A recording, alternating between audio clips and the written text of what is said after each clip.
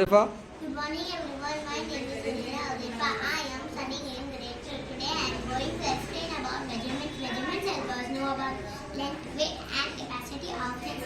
In my model you can see a balance scale. It shows us how to measure weight. If one side goes down, it means that side is heavier. The yellow cup shows the capacity. They help us understand liters and milliliters.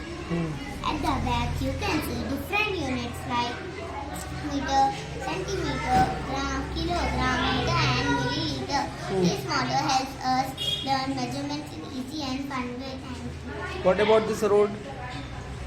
This 10 kilometer, 1000 meter, 1 meter. What about this kgs? Huh? Scale? नहीं मालूम क्या मालूम खाली खाना मालूम क्या दिलाना